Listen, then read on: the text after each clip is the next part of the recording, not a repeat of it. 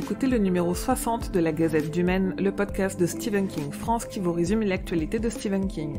Je suis Émilie et je suis très heureuse de vous emmener en balade dans le Maine avec moi pour vous conter les nouvelles informations depuis le 2 août.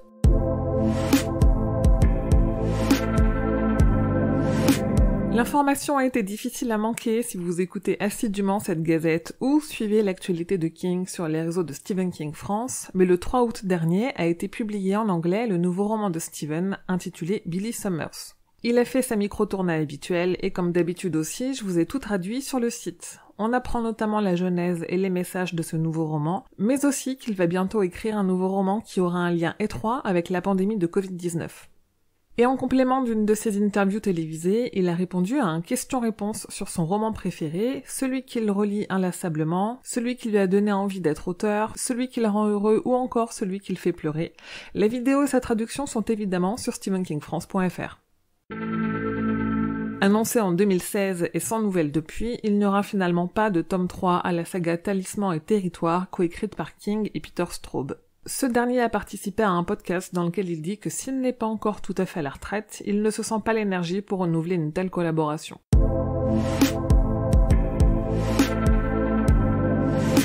Dans son podcast Post-Mortem, lors d'une foire aux questions, le scénariste et réalisateur Mick Garris a confié qu'il avait à une époque un script pour un film de 4 heures adapté de Talisman de King et Peter Straub.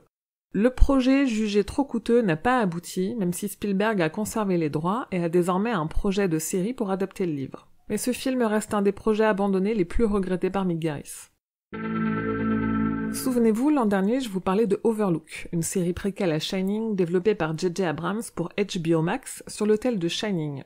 On a appris que Warner, donc HBO Max, a lâché le projet car il ne leur convenait pas, mais il semble qu'il soit déjà en cours de reprise par une autre société.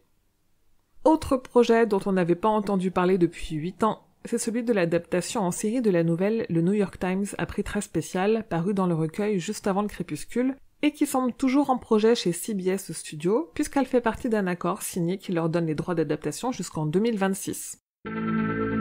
Les éditions Delcourt ont annoncé une bonne nouvelle. En 2022, ils rééditeront la version française des comics adaptés du Fléau de Stephen King en réunissant les 12 tomes précédemment publiés en 2010 en une collection prestige de 6 tomes.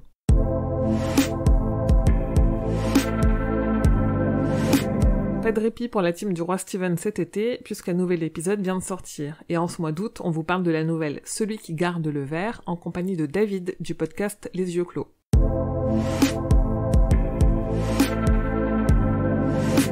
Le 19 août, la version audio du 7e et dernier tome de La Tour Sombre sort chez Audible, lu par Nicolas Justamont pour une durée de 31 heures. La série Chapelwaite, adaptée de la nouvelle Celui qui garde le verre, sera diffusée aux États-Unis à partir du 22 août.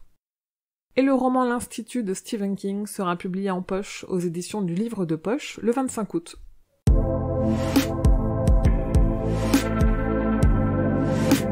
Et voilà, c'est tout pour la Gazette numéro 60. Merci pour votre écoute de cette rapide Gazette estivale. Je vous retrouve au mois de septembre pour un nouveau numéro après mes vacances. Si vous aimez mon travail et souhaitez le soutenir, je vous invite à mettre 5 étoiles à cette Gazette sur votre appli de podcast. C'est très très important pour l'aider à se faire connaître. N'hésitez pas aussi à laisser un petit commentaire, gentil de préférence, on va pas se mentir. Vous pouvez aussi soutenir l'association Stephen King France en donnant quelques euros au Tipeee, ou vous pourrez aussi recevoir en échange des goodies officiels tels que des tote bags, des badges, des marque-pages ou encore des stickers.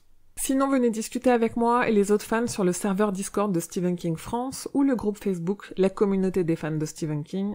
Rendez-vous sur Twitter, Instagram et la page Facebook pour suivre tous les jours l'actu de King, et évidemment sur le site stephenkingfrance.fr dans l'article de cette Gazette numéro 60 pour avoir tous les détails sur toutes les infos dont je viens de vous parler. La Gazette du Maine est un podcast du label Podcut. Rendez-vous sur podcut.studio pour découvrir ce que font tous les autres podcasts. Je vous dis merci et à bientôt, fidèles auditeurs et auditrices, que vos journées soient longues et vos nuits plaisantes.